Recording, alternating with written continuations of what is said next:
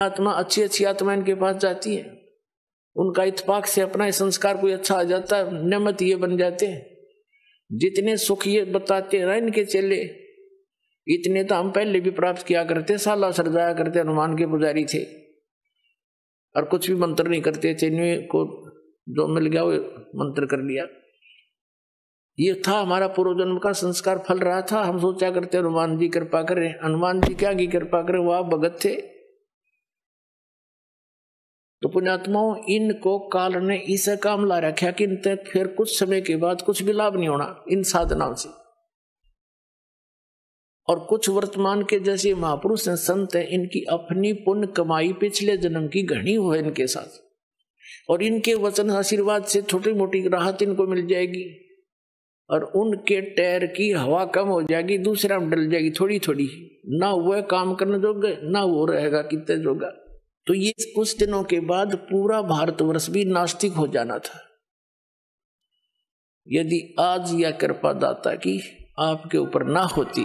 तो आज का जो उद्देश्य सत्संग का, तो पुण्यात्माओं, आप अपनी गलती से इस काल के साथ आगे हम सभी, और फिर इन ब्रह्मा विष्णु महेश से फिर ये सारी सृष्टि कुछ दुर्गा ने अपने वचन से की, कुछ इनकी गृहस्थी कर्म से, फिर आगे सारा ऐसे ये सारा जुगाड़ जुड़ गया। अब इसने बुला दिया भगवान को, ये स्वयं भी गुप्त रहता, इसने कसम खा रखी है, प्रतिज्ञा कर रखी है दुर्गा से कि मैं कभी किसी के समक्ष नहीं आऊंगा और मेरा भेद मत बता दिया, ना तेरी खैर नहीं है। या इससे बहुत डरती है क्योंकि इसका कोई और संरक्षक रहा नहीं, अपने पिता ने छोड़ के हम सारे आगे, तो हमारा कोई वाली वारस नहीं है। ये हमारे साथ कुछ भी करे, कितना ही कष्ट दे, ये खुद बन बैठा है यहाँ का संचालक। अब क्या क्या हो रहा है आपके साथ आपको पता नहीं, आपने ये एक परंपरा मान ली, विधान मान लिया कि ऐसा सभी के साथ हो रहा है तो होएगा। वो तो बात ठीक है, होगा तो होएगा, ना मानोगे तो भी होएगा। तो अभी तक तो ज्ञान नहीं था कि इसका कोई समाधान भी है, अब पक्का ज्ञान हो गया हमें कि इसका 100% समाधान है, बहुत आसान है। वो कैसे है? इस दास के पास आओ, चाहे पूरा विश्व आ जाए, और ये सत्य ज्ञान प्राप्त करो। आपके बच्चों को भी इस मार्ग से जोड़ो। यदि आप पिता हो, माता पिता अपने बच्चों के लिए अपना सारा जीवन न्यौछावर कर देते हैं उनको सुखी देखने के लिए। जिस माता पिता को ये ज्ञान हो जा, तो फिर वो अपने बच्चों को इस बार नहीं रहने देगा।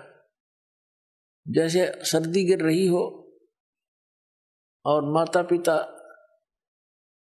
को पता चले, आंखें खुले रात्रि में, और बच्चे ने रजाई एक तरफ कर रखी हो, पैर पूर मार के, तो उठ के जब उड़ाओगे उनको रजाई के और चारों तरफ से दाब देंगे कि सर्दी ना लग जाए बच्चे को, बेटी को, बेटे को। तो पुण्यात्मा, जिस माता पिता ने दीक्षा ले ली उसने तो रजाई ओढ़ ली, काल की सर्दी लग गए को ना, उस पर तो दुख का असर हो नहीं, और बच्चे बगैर रजाई के बैठे हैं, और उसी सर्दी में उसे घोर स्थान पर, भयंकर स्थान पर। तो अगर जिस दिन आपको ज्ञान होगा, अपने बच्चा ने भी रजाई उड़ाओगे, चाहे अपनी भी उतार के उड़ानी पड़ जाए, तो अपनी उतार के उड़ाने में भी कोई समझदारी नहीं, आप नमूनिया हो जाएगा, लेकिन बच्चों को भी रजाई की व्यवस्था अवश्य करेगा। तो यही आपसे प्रार्थना है कि अपने बच्चों को, ये बहुत पुण्यकर्मी प्राणी आपके घर में जन्म लेने लग रहे हैं। अब ये जितनी भी आत्मा आपके घर पाएंगे उपदेश के बाद, उपदेश से पहले भी आई है, वो भी अच्छी आत्माएं हैं, क्योंकि मानव शरीर मिला है।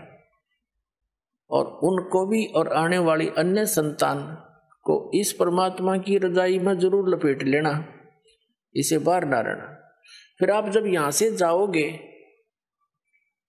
आप यहां से जाओगे संसार छोड़कर, इस ज्ञान के आधार से आपकी आस्था इतनी हट जाएगी यहाँ की। अगर आपको कोई स्वर्ग का राजा भी बना होगा ना, आपने नफरत हो जाएगी हृदय से, नो नहीं कहने सुनते हैं, आपकी रुचि ना बने।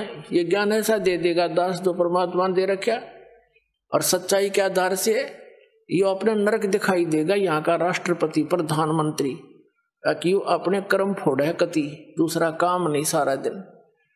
और फिर आज तो प्रधानमंत्री राष्ट्रपति और कल न पशु बन खड़ा हुआ। यहाँ तो हम इसकी स्टैच्यू लगा करके मूर्ति बना करके फूल मालाएं डालते रहते हैं, और बगैर भक्ति के वो गधा बन के सैर सपट्टे कर रहा को मार के यहाँ। तो ये क्या की महिमा है। इसलिए परमात्मा कहते हैं मन तू सुख के सागर बस रे और नहीं ऐसा यश रे। और ऐसी महिमा यहाँ कुछ भी नहीं है। ये महिमा चावे है तो वहां बस जा, बस सतलोक चला जा, सीधी सी बात है। उसके जाने का फाइनल फार्मूला कंप्लीट कोर्स दास के पास दे दिया परमात्मा ने।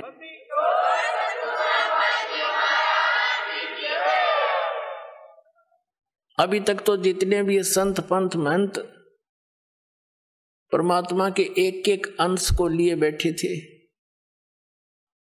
कोई तो ओम नाम बता देता है, कोई किलम किलम करवावे है, कलंग करसन कलंग ये मंत्र है, कोई हरम हरम करवावे है किसी से, और कोई सोहम के 2 हिस्से करके नाम जाप करने को कहता है, कोई गायत्री मंत्र पर आश्रित किया हुआ है, कोई विष्णु जी को भगवान बतावे, कोई श्री कृष्ण जी को, कोई राम को, और कोई ब्रह्मा को, कोई ब्रह्म को। तो पुण्यात्माओं, हमें ज्ञान ना होने से हम अपने अपने उस परमात्मा के अंश को कंप्लीट गॉड मान रहे थे। जैसे एक समय 5 अंधे जा रहे थे, उनको पता चला कि गांव में हाथी आया है। पहले गांव में हाथी आ जाता तो बहुत बड़ी बात होया करती, सारे देखने आ जाते, इकट्ठे हो जाते, टोल के झुंड आते थे। अंधों ने पता लगा कि भाई हाथी आया गांव में, हम भी देख के आएंगे। एक आंखों वाले से कहा भी हमने एक बार हाथी के पास छोड़ दिया, क्या करोगे तुम सूरदास हो, क्या हाथी देखेंगे? वो कहने लगे हाथी कैसे देखोगे तुम, दिखता तो है नहीं। उन्होंने कहा हमारे हाथ आंखों का काम करते हैं, हम हाथ लगा लगा के देख लेंगे। उसने जाके हाथी के पास छोड़ दिया, चारों दूर दूर नारे नारे बिखर गए वो हाथी के चारों तरफ। एक तो नीचे के पैरों को देख रहा है, ऐसे हाथ फेरे और ऊपर हाथ हट जाए, नीचे ना जा, नीचे धरती हट जाए। उसने फाइनल कर लिया कि यो जो थाम सा है, थाम पिलर जैसा गोल गोल, यो है हाथी। दूसरे ने पेट के नीचे का हाथ फेर लिया, उसने सोचा यो है हाथी। और तीसरे ने सूंड के ऊपर का हाथ फेर लिया, उसने सोचा पाइप कैसा होता हाथी, उसने इतना ही फाइनल कर लिया। एक ने पूछड़ उसकी दूम के ऊपर हाथ उठा गया उसका, उसने उतने तो अपना एक्सपीरियंस कर लिया कि बस इतना हुआ हाथी पट्टे जैसा। तीसरे ने कान्ना का हाथ लग गया, उसने फाइनल कर लिया हाथी ऐसा होता है। वापस आ रहे थे, किसी ने पूछा सूरदासो कहाँ गए थे? हाथी देख का यहाँ भाई, हाथी तुमने कैसे देखा? देख लिया तो न के ठेका, पूछ ले नारा नारा बता देंगे। वो कहने लगा बताओ भाई हाथी कैसा है? जिसने उसके पैरों का अनुभव किया था उसने कहा हाथी होता भाई थांब कैसा, पिलर जैसा, गोल गोल। दूसरा बोला भाई इसने नहीं बेरा सच्ची बात का, मैं बताता हूं, हाथी होता पाइप कैसा, उन्हें सूंड का अनुभव था। तीसरा कहता भाई इसने नहीं पता हाथी होता पट्टे कैसा, उसने पूछड़ का अनुभव कर रखा था। चौथा कहता भाई ये सारे झूठ बोले, हाथी होता पाइप कैसा, उसने सूंड ठहरा था, वो सूंड के अनुभव किया बैठा था। अब चौथा कहता हाथी होता भाई छाछ कैसा। पांचवा कहने लगा ना हाथी होता बेटोड़ा कैसा। जैसे हमारे यहाँ हरियाणा में पशुओं के गोबर के उपले पाछारे गोसे और उनका स्टॉक कर देते हैं बाहर, आगे सारा वर्ष उसको प्रयोग करने के लिए सूखा सूखू के, और एक ऊंचा सा ढेर लगा देते हैं। अच्छा, और उसको गोबर से ही प्लास्टर कर देते हैं, अच्छी तरह लीप देते हैं उसको गोबर से ही, ताकि वर्षा अंदर ना जावे। तो ऐसे हाथ फेरा तो ऐसा ही उसका खरदरापना जैसा बटोड़े का होता है गोबर के प्लास्टर का, ऐसा हाथी का शरीर था नीचे के। वो ने बोला हाथी होता है बटोड़े कैसा? तो उस आंखों वाले ने बताया भाई ये सारा मिला का हाथी बनता है, तुम्हें आंख को नहीं तुम्हारा, इसलिए तुम अपनी अपनी बात पर दृढ़ हुए बैठे हो। तो पुण्यात्माओं आज तक जो भगवान का ज्ञान था वो आंशिक था, भक्ति भगवान की जो साधनाएं थी वो आंशिक थी। अब ये कंप्लीट हाथी दिखा दिया दास ने। अब पुण्यात्माओं आप देख रहे हो इस दास ने सत्संग के माध्यम से और आध्यात्मिक ज्ञान चर्चा के माध्यम से, जैसे ये टीवी चैनल वाले उन महापुरुषों का भी इंटरव्यू ले आए, जो जितना ज्ञान था उन्हें बोलना था वो बोल दिया। अब पहले जो शास्त्रार्थ होया करते थे वो तरीका व्यर्थ था, गलत था।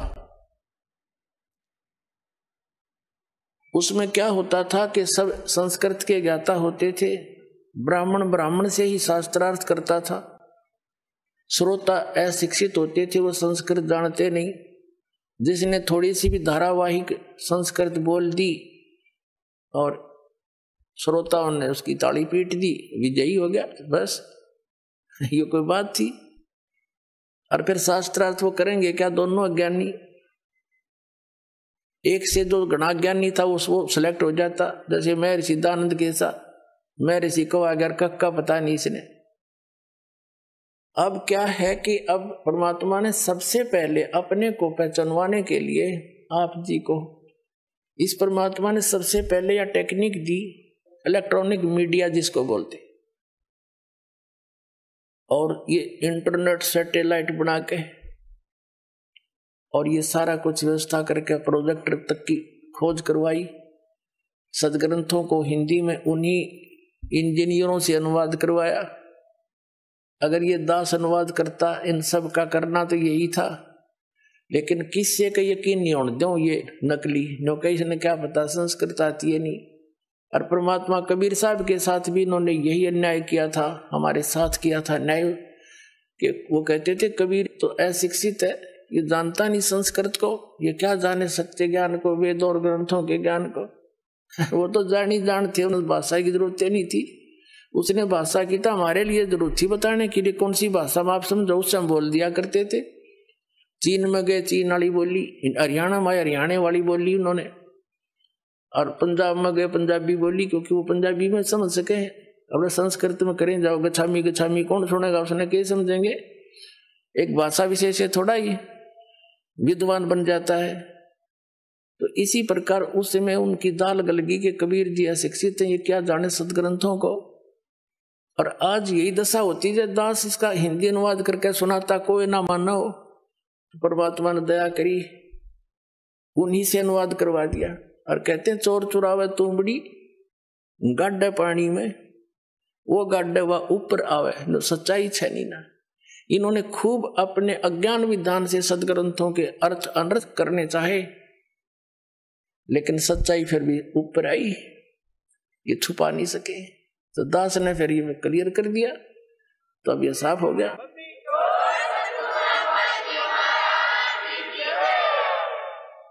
अब ये यूं और कहने लग गया एक आधा, जो कति फ्यूज फेल हो लिया, जैसे रांजडी वाला मधु परमहंस जी घनी छाती कूटा करता, और नो क्या करता, मेरे पास जो वस्तु है इस ब्रह्मांड में नहीं है, और सब भक्ति के चोर हैं बाकी के, उसको छोड़ के पाखंडी है। बताओ, एक भक्त अभी अभी 1 महीने से 20 दिन से वो बता रहा था जी, मैं पहले राधा स्वामी पंथ में था, ठाकुर जी महाराज का सीधा चेला था, मैं परिचर था, यानी वक्ता था, उनका सत्संग किया करता था, आदेश दे रखा था मेरे को। और मेरे को ये भी आदेश था, दीक्षा भी दिया करता, मैं नाम देता था। गुरु जी तो थे ठाकुर जी, और नाम दिया करता वो भगत जी। बताओ कोई बात हुई। ऐसे ही ये जो सतपाल जी महाराज हैं, और ये इनके भाई जो बाल योगेश्वर के हैं, जिसने प्रेम रावत अमेरिका रहता है, ये भी ऐसे ही करते हैं। और भी कई ऐसे प्रोसीजर अपना रखा है। नाम तो देगा एक संत बना रखे न, संत जी, और गुरु जी होगा सतपाल जी और ठाकुर जी। वाह रे शेरो, बता फेरे तले होगी राम सिंह ते और पति होगा श्याम सिंह। कोई बात है इनकी। तो पुण्यात्मा ये सारा ही ऊट पटांग हो रहा था। इस दास पर दया करी दाता ने। ठीक है, संघर्ष तो करना पड़ा, जेल तक जाना पड़ा। इन अज्ञानियों ने दुनिया को भ्रमित करके रामपाल गुंडा है गुंडा है, न्योना बताया एक नंबर का आदमी है। ये पता लग जाएगा, ये पता लग जाएगा संसार को।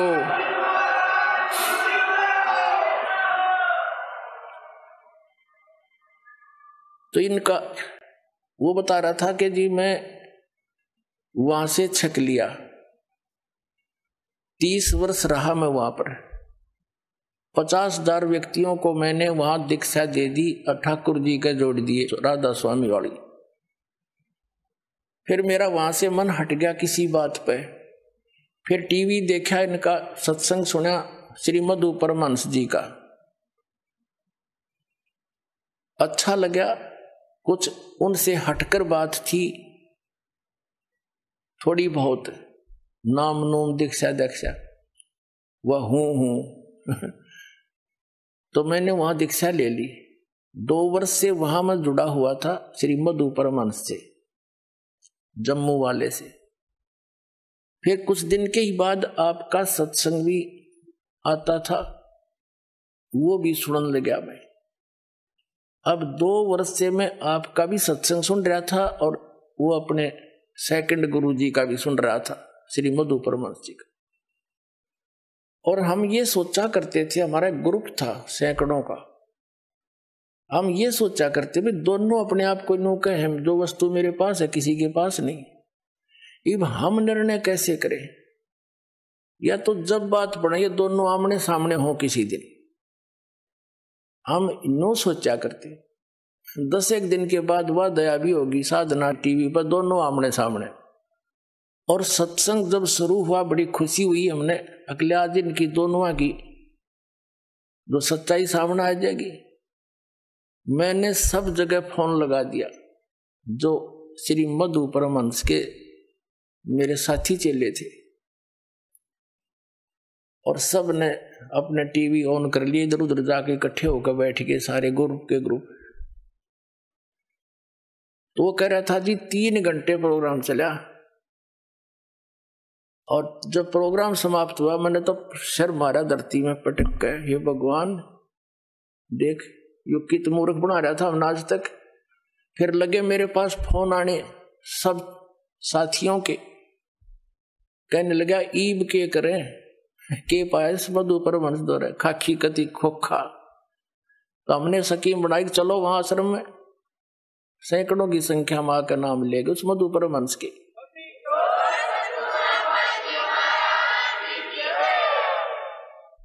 अब वो क्या कहता है कि मैंने आध्यात्मिक ज्ञान चर्चा करी है को नहीं, टीवी पर सत्संग आता है इसका जी जागरण पे, उस पर एक नीचे हेडिंग लिखने लग रहा है,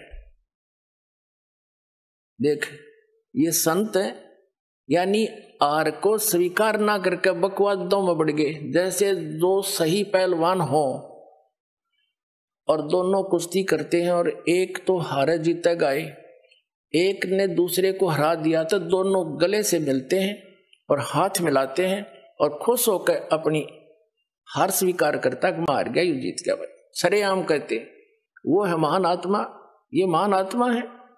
सरेआम झूठ बोला नो कहते आत्मिक ज्ञान चर्चा हम करिए को नहीं। अरे सामने बोलने लग रहा।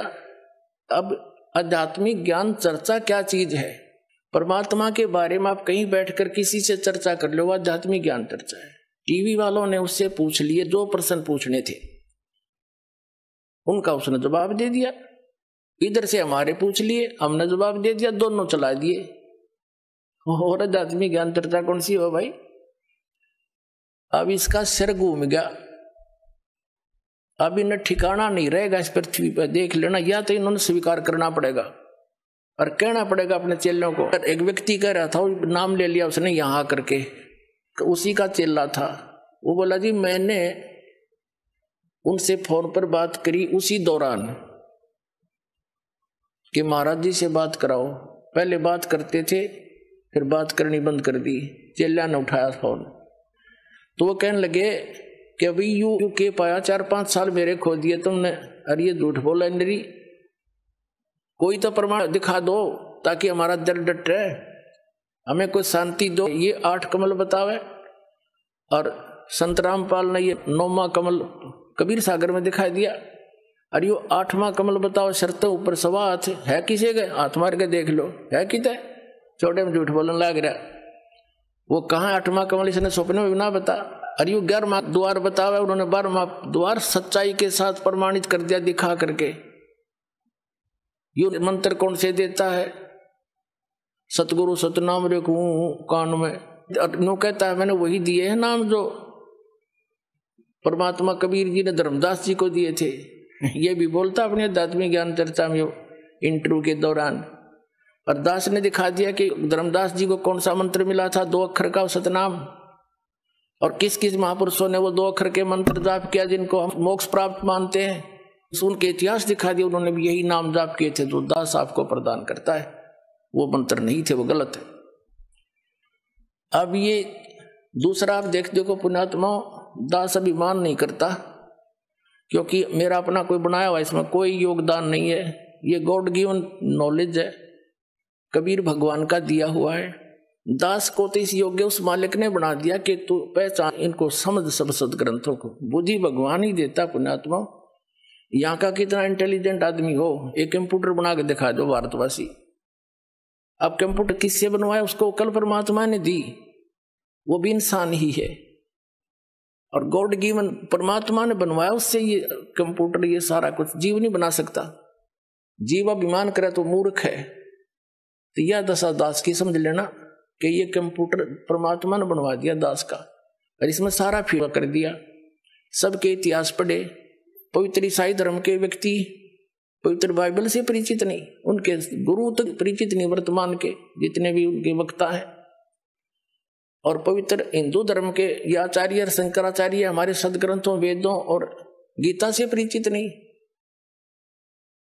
और पवित्र कुरान शरीफ से परिचित नहीं। मुसलमान धर्म के वर्तमान के काजी और मुल्ला, उसमें क्या लिखा है, सूरत फुरकानी 25 में क्या संकेत दिया है, उनको ये नहीं मालूम कि ये इनकम्प्लीट गॉड है जिसको आप पूर्ण परमात्मा मान बैठे हो।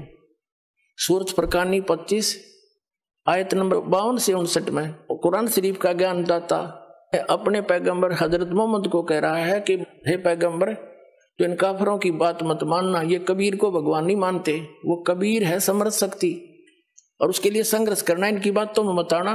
ये तेरे साथ कितनी बाधा पैदा करे, तू आगे अडिग रहना, इसका नाम संघर्ष है, लड़ना नहीं। और वो परमात्मा वही है जिसने 6 दिन में सृष्टि रची, 7वें दिन तख्त पर जा बैठा, वो सबका जनक है, उसी ने सब उत्पन्न किए। उसकी खबर किसी बाखबर से पूछ ले।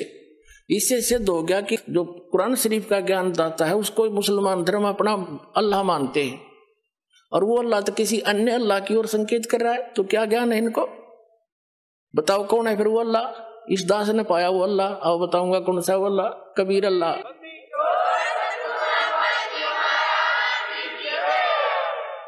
इसी प्रकार पवित्र सिख धर्म के वर्तमान के जितने भी गुरुद्वारे के अंदर या जहां भी पाठी है, वो गुरु ग्रंथ साहब के महत्व को समझ नहीं सके। इस दास ने समझा कि वो कौन है, दानक रूप रहा करतार। कौन था वो, बेई नदी में एक जिंदा महात्मा के रूप में उनके साथ आया था, और एकदम अंतर्ध्यान करके उनको कहाँ लेकर गए थे, कौन थे वो, और कैसा वहां परमात्मा। गुरु ग्रंथ साहिब में लिखा है वो साकार है, उसकी चाल बताई है, उसकी आंखें बताई, नाक तक बता रखे गुरु नानक साहिब जी ने। तो क्या जाना इन्होंने, वर्तमान वालों ने, इस सदग्रंथों को। और सतगुरु के लक्षण कहूं, वो मधुरे बैन विनोद, 4 वेद 60 शास्त्र, वो कहे 18 बोध। सतपुरुष जिन जानसी, सतगुरु जिसका नाम जिन्हें खाक जाने। सतपुरुष यानी परमात्मा को किसी ने जाना, उन महापुरुषों को छोड़कर जिनको सीधे आकर मिले थे, उन्होंने अपना अनुभव लिखा, इसको समझ नहीं सके। तो किसी भी वर्तमान के सभी धर्मों के जितने धर्म ग्रंथ है इस दास ने समझे और उनका समझ में नहीं आए। तो अब जैसे इन शंकराचार्यों के साथ ऐसे ही दया करी दाता ने आपके ऊपर करी ना, ये साची उपराण ना जो सन 2009 में अक्टूबर में हमने इनके पास निमंत्रण भेजा था, प्रार्थना पत्र चारों शंकराचार्यों पर रजिस्टर्ड भी, और स्पेशल भगत भेज के उसे साइन करवा के लाए कि आप आइए आध्यात्मिक ज्ञान चर्चा सतलोक आश्रम बरवाला में करिए। इसी आश्रम में निर्धारित किया था, ये बन रहा था उस समय। वो क्यों आऊं भाई, वो तो एक महापुरुष मान रहे अपने आप ने, रामपाल एक बैठा कोण में, उन्हें अपनी बेइज्जती माननी होगी, लेकिन हमने उनके आसन उसन लाकर पूरी श्रद्धा से उनका व्यवस्था की थी, वो नहीं आए। 2 चैनल बुक रखे थे, साधना और जी जागरण, और 4 घंटे सत्संग दोनों पर रिले हुआ, नहीं आए, कोई बात नहीं, हमारा दुर्भाग्य था। अब दया करी परमात्मा ने सद्बुद्धि दी इस साधना चैनल वाले पुण्यात्माओं को। पुण्यात्माओं धन है ये साधना चैनल जिसने इतना मदद करी हमारे इस परमात्मा के ज्ञान को आप तक पहुंचाने में। जिस भी चैनल पर चलाओ थे तीसरे दिन हाथ खड़ा कर लेते, क्यों धमका दे इनको दूसरे, अब क्यों उनकी पोल खुल रही थी सबकी, ये आपके शत्रु हैं, बेहतर नहीं है। सन 2003 में आस्था चैनल पर चला था हमारा प्रोग्राम, 6 महीने चला था, और सबके में आलण लग गया था। इन नकलियों को पता लग गया, इन्होंने तुरंत उसको धमका डरा कर बंद करवा दिया। हमने सिर पटक लिया, किसी चैनल वाले ने चलाया नहीं। फिर कुछ दिनों के बाद ये साधना चैनल नया नया खुला था, इस पर कोई गाहक नहीं था, हमने कोई ओटे नहीं था, हमारा नो जोड़ बैठ गया। तो इसने मुंह मांगे पैसे भक्ता ने दिए इसको, और ये चलाएगा। मालिक की दया है, लीला तुसी की। पहले इसका कवरेज बहुत कम थी, तो उस क्षेत्र के लोग खूब परिचित हुए। थोड़ी देर तक गालम गाला हुए, मारे गए फोन पर भी गालियां दें, क्या बकवास कर रहे हो, बंद करो इसको। तो बड़ा संघर्ष के साथ निकल के ऊपर आए हैं पुण्यात्माओं। और अब जो भी सुना इस प्रोग्राम को, आंखों से आंसू गिरते हैं। कहाँ छुपी थी ये सच्चाई, कहाँ भूले बैठे थे हम भगवान को, आसपास भी नहीं थे दाता के।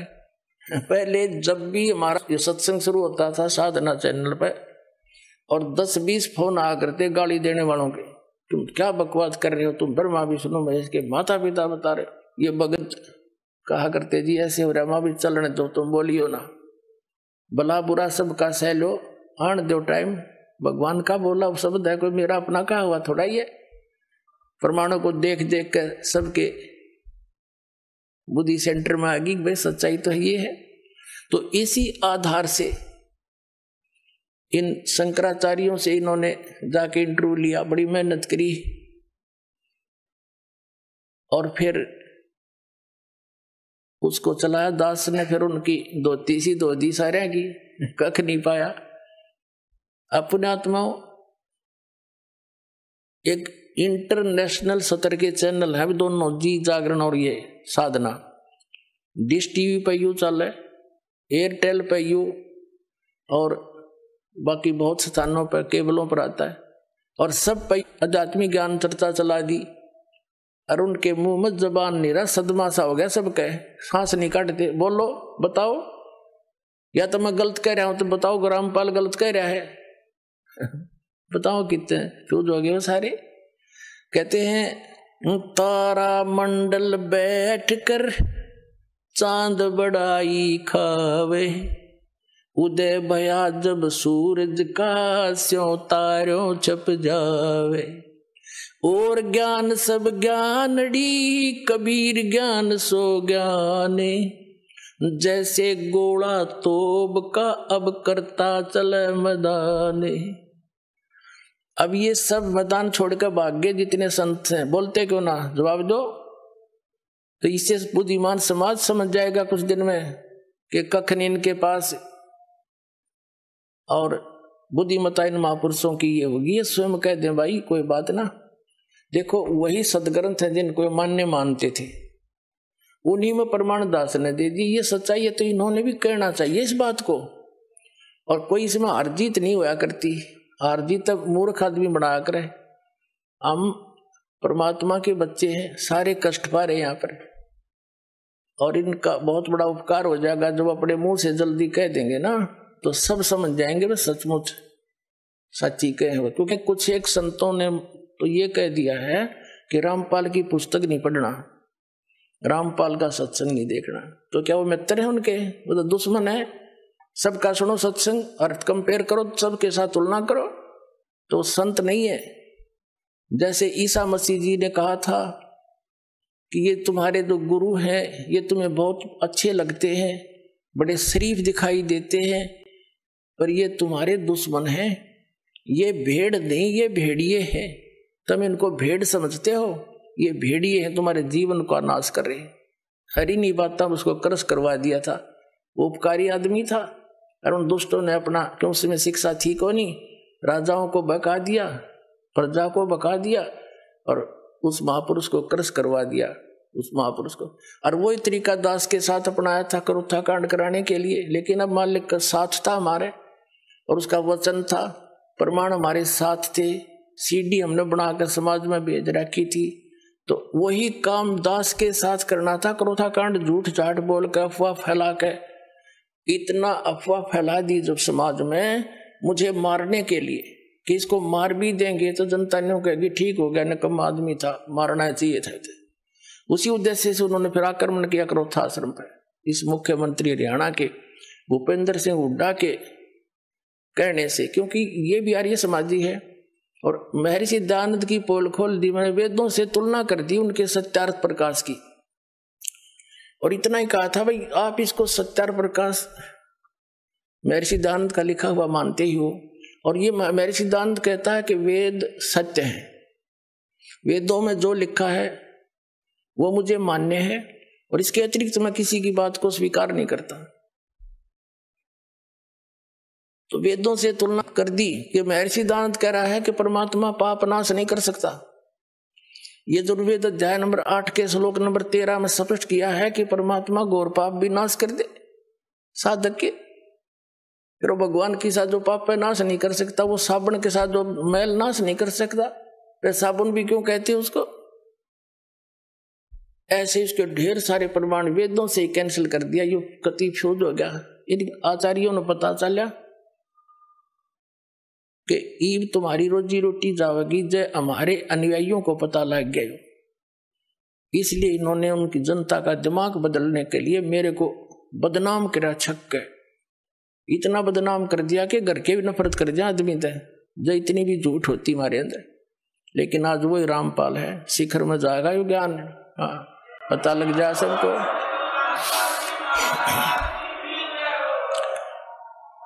तो ये अब ये सफल नहीं हो सके। एक तो साथ कबीर समर्थ शक्ति हमारे है और हम कति सारी साची और प्रमाणित बता रहे हैं, जिस कारण से ये ईब सांस घोट कर बैठ गए, बिरानी क्वित पहुंच गए, आसपास भी नहीं है। आसपास का मतलब है जैसे आदमी के बारे में कुछ बात कही जाती है तो उत्तर देवे अन्यों कह देवे रामपाल ने यह झूठ बोल दी, तो हम फिर उसका दोबारा उत्तर दें भाई नहीं देखो ये प्रमाण है, ये ठीक हो। इनके साथ तो वह बन गई। एक व्यक्ति बता रहा था, ने बोला हमारे गांव में एक भैंसा घनांडी पाक रहा था और उसने गांव में कोई दूसरा भैंसा छोड़ा नहीं, उसको मार कूट कर सीमा से बाहर छोड़ के आया करता। पूरे गांव में अकेला था, बड़ा तगड़ा था। एक बार क्या हुआ कि ये हाथी लेकर आते हैं ना मांगने वाले, एक हाथी लेकर आ गए गांव में और हमारे गांव में जोड़ खोद रखा था तालाब, उसमें बहुत गहरे गहरे गड्ढे बना देते थे गांव वाले मिलकर कि वर्षा होगी पानी ज्यादा स्टोर हो जाएगा। और वो भरा हुआ था, कुछ नहर से भरवा दिया था तो फुल था वो सरोवर। हाथी वाले आए, उन्होंने अपना सारा दिन गांव के नगर में कुछ मांगा मूंगी करी, हाथी दिखाकर वो दाने दूने कपड़े लेते और फिर वहां बैठ के तालाब के किनारे आप खाना खान लग गए और हाथी छोड़ दिया उस तालाब में। हाथी गहरा गहरा पानी था, उसमें खूब मस्ती मारा, उसके अंदर लौट रहा गर्मी में। हाथी का थोड़ा सा सिर दिख है और सूंड थोड़ी सी दूर इतना दिख है। वो जोटा आ गया भैंसा पानी पीने के लिए दोपहर में। अब उसने हाथी का थोड़ा सा सिर दिखा बाहर, जोटे ने सोचा दूसरा जोटा कैसे आ गया जो मेरी जो डायरेक्शन में। वो बता रहा था कि वो जोटा चला पानी में उस हाथी की तरफ, अब इसको मारूं टक्कर, अब इसको करूं ठीक। हाथी ने भी देख लिया कि वो आ गया तेरे निकट। हाथी उस बाहर निकला, उस खड्डे से एकदम बाहर खड़ा होगा, और जोटा नो देखो और उसके मुंह पर मारा पानी, फर सूंड में भर रखा था। उन्होंने बताया था कि वो जोटा वहां से दौड़ा था सपेट को सुती स्पीड थे, और 3 किलोमीटर 4 किलोमीटर हमारी सीमा है दूसरे गांव की, उस सीमा ते पार जाकर उसने पीछे मुड़ के देखा तो और गांव के लोग नो पूछे नो देखे भाई इसका कोई पीछे भी नहीं लग रहा, अरे यू इतना कसूता बाज जा क्यों जा है, सीमा पार कर गया। तो पता लग गया कि ऐसे ऐसे बन गई अंडी गेला। तो पुण्यात्माओं दास ने यू सारा हाथी दिखा दिया इन ताई, अब ये पता नहीं कहां जाकर डटेंगे।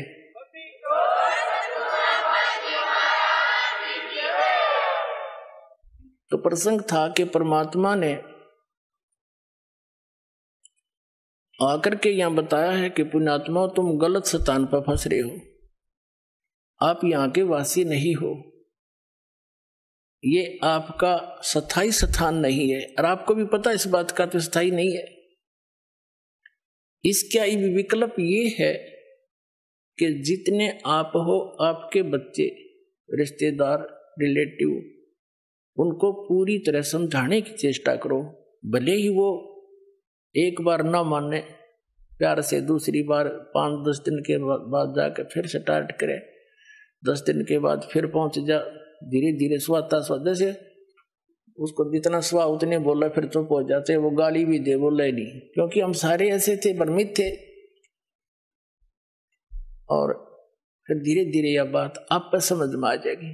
तो इन बच्चों को भी मालिक के लाइन में लाओ। दास ने देखा है कि छोटे बच्चे इतने अच्छी आत्मा के थे, उन बच्चों ने नाम लिया, ज्ञान समझा, 15, 16, 20 वर्ष के। फिर माता पिता संघर्ष करें तो अंदर देवता पूजने छोड़ दिए, समाज पर भी माथा ना टेकता, तो कि हमारा कुपूत पैदा हो गया, किसी कहीं लड़की ने नाम लिया तो उसके पीछे घर के पड़ गए। अब धीरे धीरे उन्होंने सारे परिवार ने आना पड़ा इस ज्ञान समझ के, फिर रोज के नए नए सुख दिए परमात्मा ने। तो आज वही परिवार समर्पित हो गया इस दाता पर। पहले हमने गाली देवा था, अब ऐसी अफवाह फैलाते हैं बहुत से लोग कि रामपाल तनु का है कि अपने जो कोई मर जावे उसने घसीट के ले जाओ, कंधा भी मत दो। इन्हें झूठ बोलने तो मतलब है और दूसरा काम नहीं, नकलिया ने। कोई बात हुई, हम सरेआम कहते हैं संस्कार करो, विधि से ले जाओ, जो बेमतलब के बवंडर है वह ना करो। जैसे मरने वाला मर गया, उसने फूकन की तैयारी कर रहे, अन्यों का भी इसका स्नान कराओ, वो खाक स्नान कराओ है, फूकन जान लाग रहे हैं, उसने नवाओ दुआओ, ये बेमतलब की बकवादी न शुरू करा रखी। फिर क्या है, जैसे कफन है, मुर्दे को ढकने के लिए एक पर्याप्त है।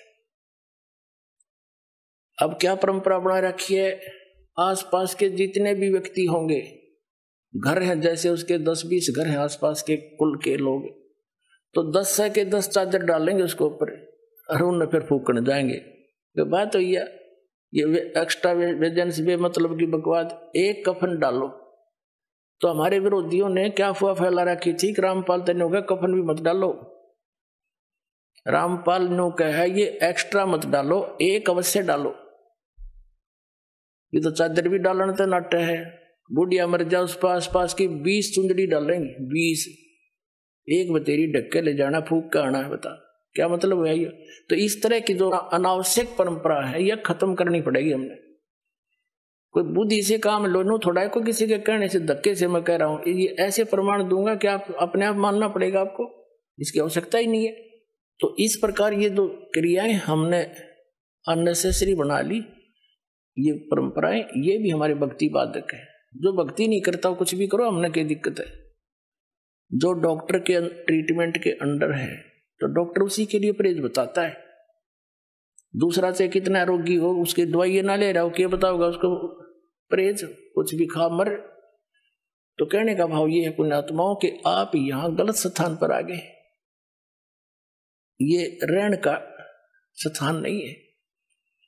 अब परमात्मा ने आकर ये ज्ञान दिया कि और ज्ञान सब ज्ञानड़ी, कबीर ज्ञान सो ज्ञान, और जैसे गोला तोब का इब करता चले मैदान। ये तोब का गोला है तत्व ज्ञान परमात्मा का दिया हुआ, और कर दिया सारा साफ। थोड़े दिन लगेंगे और घना टाइम ना लगे, क्योंकि अब तो विस्फोट सा हो रहा है। और जो दास परमात्मा का दिया हुआ ज्ञान और जो यहां भी रहने की क्रियाएं हैं, यही है जो दास बता रहे। और एक दिन पूरे विश्व को माननी पड़ेगी या दो दास की सीख है, परमात्मा का दिया उपदेश है, और तभी हम सुखी होंगे। और इसी नाम को सबको ग्रहण करना पड़ेगा, क्योंकि भगवान का आदेश है। और काल से इस काल भगवान ने अपने वतन में कह रखा है कि कलयुग में कितने जीव ले जाइयो तुम, सतयुग त्रेता द्वापर में थोड़े जीव ले जाना। तो परमात्मा ने 3 युग बाट देखी, इंतजार की इसकी, और इसने 3 युगों में हमारे साथ के जुल्म करा दिए, हमें कितने मजहब बना दिए, नरी नरी भाषा बना दी। 100-200 किलोमीटर के बाद जाकर भाषा बदल जाती है। बता किस किस ने समझावे। अब इदास नहीं हिंदी आती है, और कोई मराठी जानता है, मराठी क्यों कर समझाऊं उसने हैं, और दूसरी भाषा में कैसे समझाया जाए। तो ऐसा जुल्म कर दिया इसने हमारे साथ कि एक क्षेत्र में आया संत वहीं कर करा के अपना जीवन नष्ट चला जाओ, दूसरा समझे नहीं इसकी बात नहीं। तो अब परमात्मा ने दया बख्शी है, ये ज्ञान ऐसा है, और सभी भाषाओं के बच्चे इसे परिचित हो गए।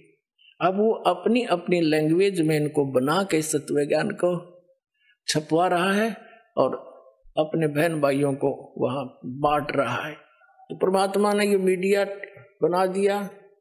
इसके अंदर भी एक बताते हैं कि ऐसा सॉफ्टवेयर बनने वाला है, कुछ बन भी गया है, कि वो किसी भी भाषा का हो, सभी भाषाओं में वो उसको कन्वर्ट कर देता है। दिया भी दया परमात्मा ने करी आपके ऊपर। तो पुण्यात्मा परमात्मा कहते हैं और ज्ञान सब ज्ञानड़ी, कबीर ज्ञान सो ज्ञान, और जैसे गोला तोब का अब करता चला मैदान। तोब के गोले का आगे किले नहीं डटा करे हैं, एक का बढ़ा दिया करे, 2-3 लगे बात तो निशान नहीं पावे। तो ये परमात्मा का तोब का गोला है। और ये सोच ले एक किस्म का भी परमाणु बन गया। असली परमाणु दास ने बनाया है, अज्ञान के नाश करने का और सत्य को ऊपर उभारने का। एक पुस्तक जहां भी भक्त बांट आते हैं, उस परिवार पर कृपा होती है, आसपास के सुन सुना के वो भी उनसे पूछते हैं, फिर पुस्तक ग्रहण करते हैं। और वो क्योंकि अज्ञान गणा है, कई भक्त ने कहा जी 2 वर्ष पहले पुस्तक ली थी और आज दया हुई आपकी। बताओ इतना ज्ञान बना रखा है। एक भक्त आया महाराष्ट्र का, वो कहने लगा जी एक सांगली शहर है महाराष्ट्र में, सांगली, और वहां कोई आपकी भक्त ज्ञान गंगा बांटे थे, और हम वो मेला लगा हुआ था हमारे धार्मिक, और मैं तो भगवान शंकर का पुजारी, उसके अतिरिक्त मैं किसी ने मानू नहीं था। हमारे साथ मेरा भाई था छोटा 10-12 वर्ष का, और हम सारा परिवार मत्था टेकने जावा थे शिव के मंदिर में। बड़ा मेला था वहां का। वह पुस्तक बेच रहा था, तो उसमें लिखा हुआ था कौन ब्रह्मा का पिता है, कौन विष्णु की माँ, ये ऐसे ऐसे। वो छोटा भाई जाकर हमसे पिता नहीं कैसे पहले वो लेने चला था, मैंने मना कर दिया कि ना ये तो बकवास लेकर रखी है ना। जब तो वो मेरे साथ आ गया, फिर पता नहीं कब निकल कर गया, वो किताब खरीद लिया वहां से, बुक, और छुपा कर रख ली उसने। जब मैं गाड़ी से उतरने लगा तब देखा मैंने वो पुस्तक ले रहा हुआ हाथ में, उसे मैंने छीन ली और मेज पर उल्टी रख दी कि इसके दर्शन भी नहीं करूं। वह रखी रही 2 महीने तक। एक बार मेरा कुछ ऐसी टेंशन बनी, कुछ ऐसे सर्कमस्टांस बन गए, मेरा सिर पाटन हो गया, घनी टेंशन हो रही किसी बात की, और मैं बाहर बैठ गया चेयर लेके। थोड़ी देर में ध्यान आया, पुस्तक दिखी वो रखी रखाई, मैंने सोचा इसने देखता क्या है। मैं लगा उस पुस्तक को पढ़ने, वो मेरी तो टेंशन मतलब याद भी कोई ना कचकित गई, और 3 दिन कंटिन्यूस पढ़ी। और सह परिवार लेकर आ गया परमात्मा का बच्चा, सारे परिवार को।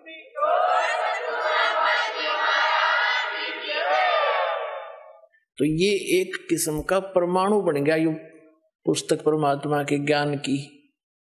अब वो उससे फिर रिश्तेदार में जाती है, वहां से ले गया सैकड़ों पुस्तक, सबको दूंगा एक एक, और प्यार से पढ़ाऊंगा, अपने कसम खाऊंगा, बताऊंगा सच्चाई क्या है, मेरे जैसे भ्रमित है सारे।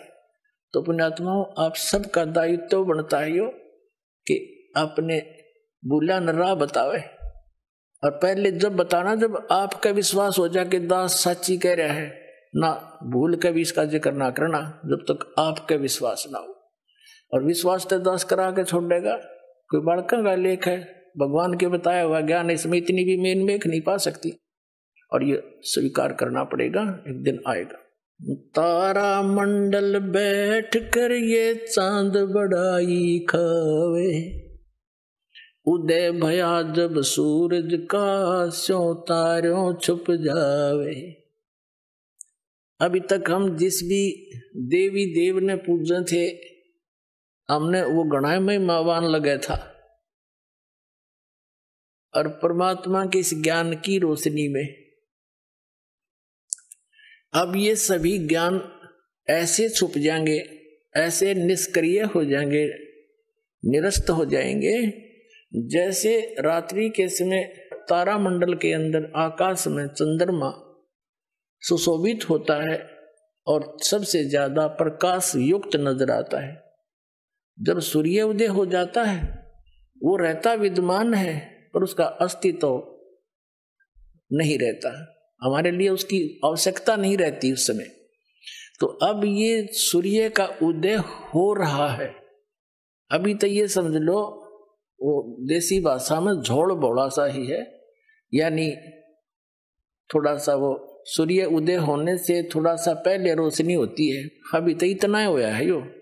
अरे देखना जो शिखर में होगा सूर्य, पूरे विश्व में ज्ञान हो जाएगा ये, पूरे विश्व में।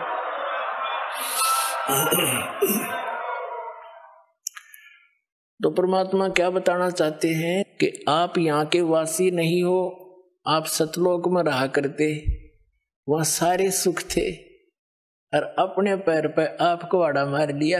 ये दास एक जूनियर इंजीनियर था इसमें, कंस्ट्रक्शन सिविल के अंदर, हरियाणा में इरिगेशन डिपार्टमेंट। तो वहां पर एक बहन अपने 2 बच्चों को लेकर मजदूरी करने आई हुई, और वह लड़की मजदूरों की जैसी नहीं लगे थी। फिर भी कोई इतना विशेष ध्यान निगाह में कोई बात नहीं, पता नहीं परमात्मा किस घर में कैसा बालक हो जाए। फिर वो रो रही थी, रोने लगी। कुछ देर बाद दूसरे तीसरे दिन जब हम दोबारा गए, उससे पूछ बैठा, भाई बहन क्या बात है, क्यों रो रही हो? वहीं पर और कई मजदूर बैठे थे, बेलदार वगैरह, उनकी पत्नियां थी। वह बहुत बुरी तरह रो ही रही थी।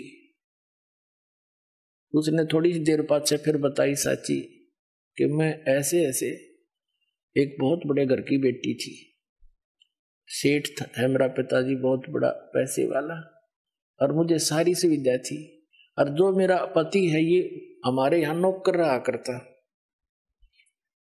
और मैं इसके जाल में फंस गई। मैं इतनी प्रभावित होगी, मेरे माता पिता मेरे आगे रो भी दिए, उन्होंने मेरे पैर भी पकड़ लिए, बेटी कुछ भविष्य देख ले तू अपना, तू कहाँ जा रही है, रोटी टाइम पे मिले नहीं, क्या हाल होगा तेरा, लेकिन फिर हम तेरे को घर नहीं बढ़न देंगे, या तू पक्की सोच लिए।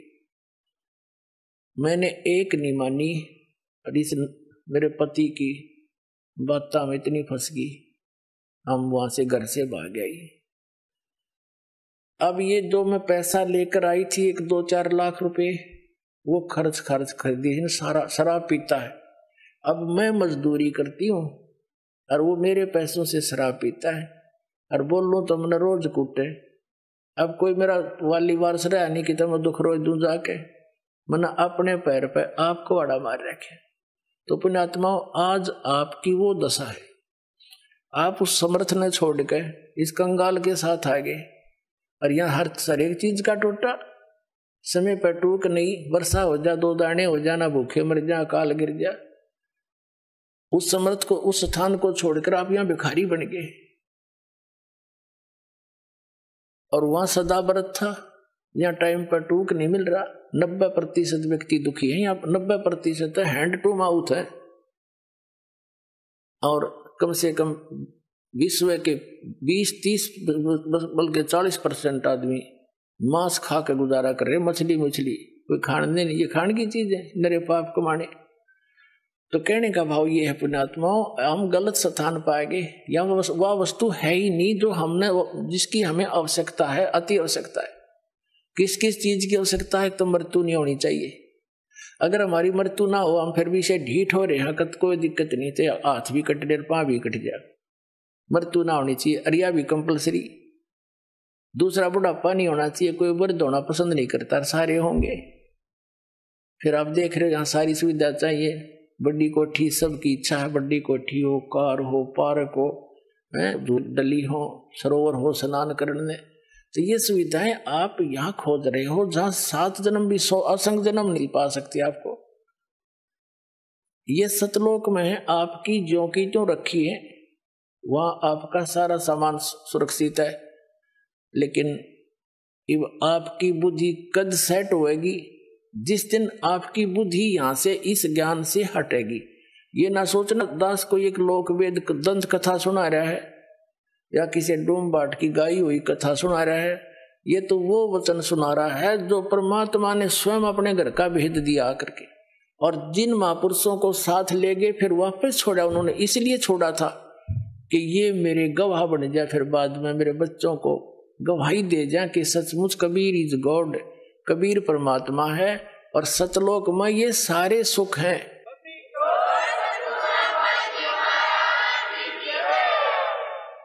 और वहां जाया कैसे जाता है? कोट जन्म तन भरमत हो गे, कुछ ना हाथ लगा रे, कुकर सुकर खरबया भोरे, कौआ हंस बुगारे। कोटि जन्म तू राजा की, ना मिटी न मन की आशा, भिक्षुक होके दर दर घूम लिया, ये मिला न निर्गुण रासा। इंद्र कुबेर ईश की पदवी, ब्रह्मा वर्ण धर्मराया, विष्णुनाथ के लोक को जाके तो फिर भी वापस आया। असंख्य जन्म तन मर्त्या होगे, जीवित क्यों न मरे रे, 12 मध्य महल मठ बोरे, बहुर न देह धरे रे। दोजक बहिष्ठ सभी तय देखे, राजपाट के रसिया, 3 लोक से तरपत नाही, ये मन भोगी खसिया। सतगुरु मिले तो इच्छा मिटे, पद मिल पदे समाना, चल हंसा उस लोक पठाऊं, जो आदि अमर अस्थाना। 4 मुक्ति जहाँ चंपी करती, माया होरी दासी, दास गरीब अभय पद पर से, वो मिले राम अविनाशी। इस एक शब्द में आदरणीय गरीबदास साहिब जी गांव छुरानी जिला झज्जर वाले ने स्पष्ट कर दिया। उनको परमात्मा आए थे, जैसे आदरणीय नानक साहिब जी को सतपुरुष बेई नदी से अदृश्य करके नदी में डूबने का बहाना बनाकर और सचखंड लेकर गए थे, वापिस छोड़ा था। ऐसे आदरणीय धर्मदास साहिब जी को परमात्मा सचखंड ले गए थे सतलोक और वापिस छोड़ा था। ऐसे ही उनमें से एक महापुरुष आदरणीय गरीबदास साहिब जी गांव छुडानी जिला झज्जर वाले हैं। इनको इस पंथ से दास संबंधित है, तो इनको वहां सतलोक लेकर गए थे, फिर वहां की सब सुख सुविधाओं को देख करके यहाँ आकर बताया है। तो पुण्यात्मा फिर भी यकीन ना होगा तो धिक्कार है फिर आपके इस मानुष जीवन को। इतनी बुद्धि दी परमात्मा ने, 100 प्रमाण दे दूंगा और फिर जचेगा क्यों नहीं। अब जैसे अपना माता पिता बेटी का रिश्ता करके आते हैं और आके घर पे बताते हैं कि ऐसा लड़का है, ऐसी उसका कारोबार है, ऐसा मकान है, तो बेटी को कभी उसके माता पिता पर अविश्वास होता है? तो जिस दिन आप इस दास को अपना मान लोगे, आपका हितैषी मान लोगे, आप दास को एक एक शब्द सच्चा नजर आओगे और सच्चा ही होगा, क्योंकि मेरा कोई उद्देश्य नहीं आपको मिसगाइड करने का, आपको भ्रमित समाज को सतलोक पहुंचाना चाहता हूं। तो आदरणीय गरीबदास साहिब जी क्या बता रहे हैं कि कोट जन्म तन भ्रमत हो गए, कुछ नहीं हाथ लगा रे, कुकर सुकर खरवा बोरे, कौआ हंस बगारे, कुत्ता गधा सुअर बना, और कोटि जन्म तू राजा की ना। अब राजा है, हम राजा बनना चाहते हैं कि करोड़ बार बन लिया तू राजा, एक बार नहीं, एक एक प्राणी करोड़ करोड़ बार राजा बन लिए, और फिर भिखारी गधे बन गए, फिर मनुष्य जीवन कभी आया तो फिर भिखारी। फिर कहते हैं इंद्र कुबेर ईश की पदवी तुम ब्रह्मा वरुण धर्मराया, ये पदवी भी तुमने प्राप्त की है, और विष्णु लोक के पुर को जाकर तो फिर वापस आया, वहां जाकर भी सताई ठिकाना नहीं तेरा। फिर बताते हैं कि असंख्य असंख्य जन्म तन मरत्या हो गए, जीवित क्यों ना मरे रे। जीवित मरना है इन लोगों के चोचलों से मन हटाना, जनता के जो भक्ति नहीं कर रहे वो लोग, वो कैसी परंपरा मनाते रहे, आपने उससे अपना दिल डांटना पड़ेगा, मर्यादा में रहना पड़ेगा। दूसरा जीवित ये मरना है कि जैसे न्यू सोच ले, परमात्मा पाने के लिए, समय निकालने के लिए, यहां आने के लिए आपने इतना अपना मन समझाना पड़ेगा। जैसे एक व्यक्ति किसी कामवश नाइट सर्विस से कहीं जा रहा था, उस काम को करके जल्दी वापस आना था, उसने इतना इंपॉर्टेंट काम था घर पे, वो नाइट सर्विस वाली बस दुर्घटनाग्रस्त होगी, उसकी मृत्यु होगी। कितना अर्जेंट काम था वो, जिसके लिए रात को जाकर वापस आना था। अब वो ना रहा, वो काम ने कौन करेगा, अर्जेंट ने। अब पर नो हिसाब ला के चल रहे वहां से, जैसे कोई आपको ये कहता है कि वहां जाने में ये हानि हो जाती है, ये हो जाती है, वो तो बालक है, कुछ भी कह सकता है जिसको ज्ञान नहीं। आपने ये सोच लेना चाहिए, वे मान ले आज मेरी मृत्यु हो जाती है, और फिर कौन करेगा इस काम को। ये तो फाइनल है, इसमें मानो चाहे ना मानो, 100 की 100 सत्य है।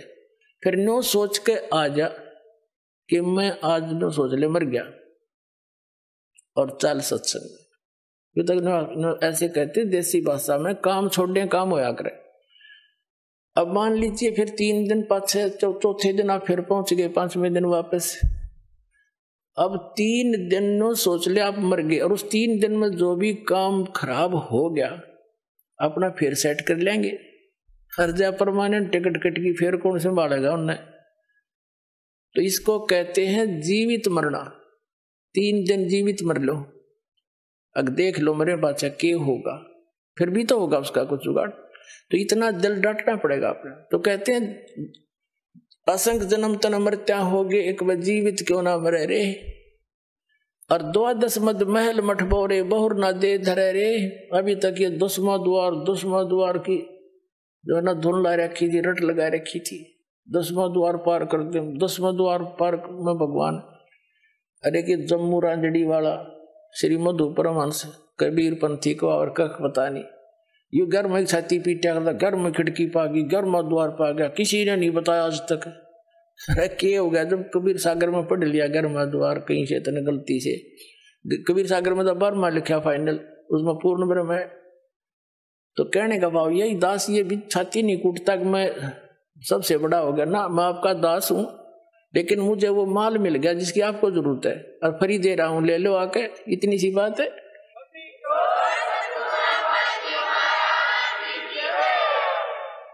कहते हैं 12 मद महल मठ बोरे, बर में द्वार में, बर मां द्वार पार करके वो स्थान है, वो महल है, वो मठ है, वो ठिकाना है आपका, जहां बोर ना दे रहे रे, जहां जाने के बाद साधक फिर लौटकर कभी संसार में नहीं आती, वो बर्मा द्वार पार करके जाना पड़ेगा आपको। फिर क्या बताते हैं कि दोजक नरक बहिष्ठ स्वर्ग, ये सभी देख लिए तुमने बहुत बार, दोजक बहिष्ठ सभी तय देखे, राजपाट के रसिया, और 3 लोक से तिरपत नाही, यो मन भोगी खसिया। इस मन की ऐसी गंदी वृत्ति है। अब जैसे कोई गांव का सरपंच बन जाता है, उसकी प्रेरणा रहती है कि चेयरमैन बनूं, 5-7 गांवों पर मेरी कुछ चौधर हो। चेयरमैन बन जाता तो इन्होंने सोचा एमएलए बनूं, जब जी साहब है। एमएलए बनने के बाद भी इन्होंने सोचा कोई नहीं बात बनी, मंत्री बनो, जब बात बने झंडी वाली गाड़ी हो। अब मंत्री बन जाता है ना, उसकी बुद्धि घूम जाती है, जो क्या मुख्यमंत्री है सब कुछ, तो मुख्यमंत्री बने बात बने, नहीं बात बनी। उसमें संतुष्टि नहीं है। और मुख्यमंत्री को कति संतुष्टि नहीं, न सोचा प्रधानमंत्री की कुर्सी मिले जब जी साहब है, इतने अट्टे कट लेगी, फिर गधा बना पाओगा, बूढ़ा बनाओगे ना संतरी। तो जो काम करने का है वो तो आसपास भी नहीं। तो क्या बताते हैं, दोजक बीस्त सभी तय देखे राजपाट के रसिया, और 3 लोक से तिरपति नाही ये मन भोगी खसिया। फिर क्या बताते हैं, सतगुरु मिले तो इच्छा मिटे। सतगुरु की पहचान बता रहे हैं, सतगुरु मिले तो इच्छा मिटे, पदमिल पदे समाना, और चल हंसा उस लोक पठाऊं जो आदि अमर स्थाना। गीता अध्याय नंबर 18 के श्लोक नंबर 62 में कहा कि अर्जुन तू सर्वभाव से उस परमेश्वर की शरण में जा, उसकी कृपा से तो परम शांति को और सनातन परम धाम को, शाश्वत स्थान को, अमर स्थान को प्राप्त होगा। गीता अध्याय नंबर 15 के श्लोक नंबर 4 में कहा कि तत्वदर्शी संत की प्राप्ति के पश्चात इस अज्ञान रूप अंधकार को उस तत्व ज्ञान रूपी शस्त्र से काट के, यानी से समझ कर, उसके पश्चात परमेश्वर के उस परम पद की खोज करनी चाहिए, जहां जाने के बाद साधक लौटकर कभी संसार में नहीं आता। अपने विषय में कहता है कि अर्जुन तेरे और मेरे 4थे अध्याय के 5वें और 9वें श्लोक में, 2रे अध्याय के 12वें श्लोक में, 10वें अध्याय के 2रे श्लोक में, गीता जी में, ये गीता ज्ञानदाता ब्रह्म है, ये खुद कह रहा कि तेरे और मेरे बहुत जन्म हो चुके, तू नहीं जानता मैं जानता हूं। इसे सिद्ध है कि ब्रह्म का साधक भी नाशवान, ब्रह्म भी नाशवान। तब क्या बता रहे हैं कि सतगुरु मिले तो इच्छा मिटावा यहाँ की कि क्या क्या डले ढो रहा है तू, जो काम इस अनमोल जीवन मनुष्य जीवन से करना था वो कर, और जो तुझे चाहिएगा भगवान ने देता है वो, और वो परमात्मा आपको मिल जाएगा। जो आवश्यकता आपको होगी वो अवश्य देगा, चाहे तेरे भाग में भी ना हो। और आप अन्य भगवानों से वो ग्रहण नहीं कर सकते थे, सारी उम्र सर पे टिकले उनके बारे में द्वार के आगे। अब कि कौन नहीं चाहेगा इस समर्थ की ओट, सभी चाहेंगे, सबको चाह इस भगवान की। अभी पता ही नहीं था, हमने को बताने वाला नहीं था। परमात्मा आए जब ये संतों ने कोशिश की बताने की, जो उनसे मिले परमात्मा से मिले थे, उनकी हमने सुनी नहीं। हमारे नकली गुरुओं ने सुनने नहीं दी कि तो अनपढ़ है, अशिक्षित है, इनको क्या पता है। तो परमात्मा ने सारे शिक्षित करे पहले अपने बच्चे, और फिर समझाओगे पूरे ज्ञान को। अब क्या बताते हैं कि सतगुरु मिले तो इच्छा मिटे, इंद्र दा राज कागदा बेस्टा। कहते यहाँ के स्वर्ग के राजा का राज्य भी आपको प्राप्त हो, न सोच ले काग की बीट है सतलोक के सुख के सामने, काग की टट्टी। यहाँ के एमएलए एमपी मंत्री प्रधानमंत्री तो कुछ भी नहीं फिर स्वर्ग के देवता के सामने, और वो भी काग की बीट, तो ये क्या होगा फिर। तो हमने इस ज्ञान से ये जानकारी हो रही। और फिर पद मिल पदे समाना, पद का अर्थ है पद्धति। यहां पद के 2 अर्थ है, क्योंकि ये पद्य भाग है, इसमें शब्दों को कई बार उस राग के अनुसार अधूरा बोला जाता है। पद मिल पदे समाना, पद माने शास्त्र अनुकूल पद्धति, पूजा की विधि, मेथड ऑफ वर्शिप, पूजा की विधि तरीका। सही पद मिलने पर और उस पद के सही पद्धति की प्राप्ति होने से, सच्चे मंत्र और जाप विधि का प्राप्त होने पर, पद मिल पदे समाना, उस पद में, अमर पद में, जहां जाने के बाद कभी लौटकर संसार में नहीं आते, उस पद में समा जाओगे तुम। कहते हैं सतगुरु मिले तो इच्छा मिटे, पद मिल पदे समाना, और चल हंसा उस लोक पठाऊं जो आदि अमर स्थाना, जो कभी नष्ट नहीं होता, आदि अमर स्थाना। और वहां क्या सुख है, 4 मुक्ति जहां चंपी करती, माया होरी दासी, दास गरीब अब है पद पर से। वह मृत्यु नहीं, डर नहीं किसी के, यहां भय नहीं निकल रहा राष्ट्रपति का भी, मेरे बॉडी गार्ड रखने पड़ते।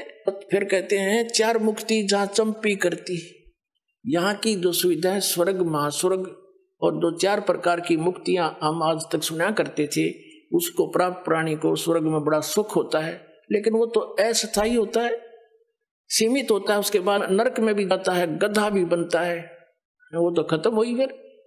जैसे आपने श्री महावीर जैन जी का इतिहास कई बार दिखाया दास ने, 80 लाख बार तो वो देवता बना, और 60 करोड़ बार गधा, 30 करोड़ बार हाथी, 30 करोड़ बार कुत्ता है। और कुत्ता थे कब बना बतेरा हो प्रधानमंत्री चाहे स्वर्ग का देवता हो, सारी मरोड़ निकल जाए कब्र में। तो क्या बताना चाहते हैं कि वो सुख जो इन लोकों में तुम देख रहे हो, वो उसकी तुलना मत बता दिया इंद्रदाराज का गदा बेष्टा।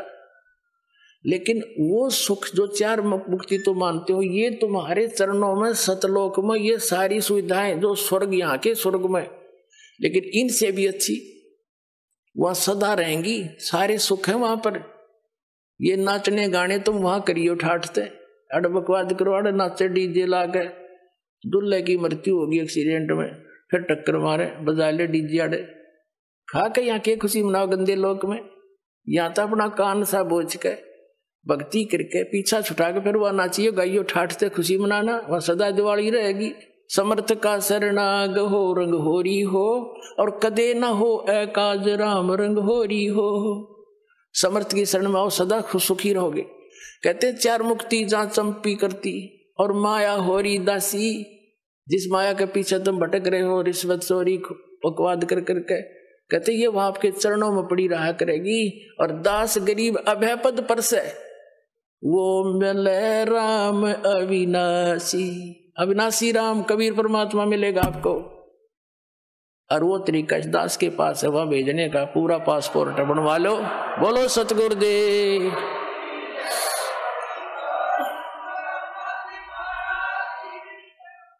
आइए अब हम उन श्रद्धालुओं के अनुभव जानते हैं जो जगत गुरु तत्वदर्शी संत रामपाल जी महाराज जी से दीक्षा प्राप्त कर चुके हैं तथा उनके द्वारा बताए गए भक्ति मार्ग पर चल रहे हैं।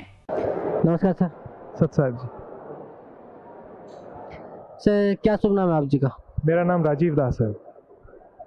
सर कहाँ से आए आप?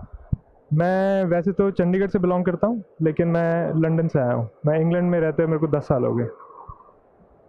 Sir, what is your occupation? I've been working as a physiotherapist for the past 10 years in England. I went to England in 2003, and ever since I've been living there as a physiotherapist. I've been working in one of the hospitals close to London, on the outskirts of Greater London.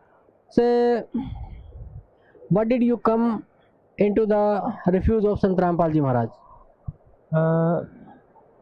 It is a slightly complicated story.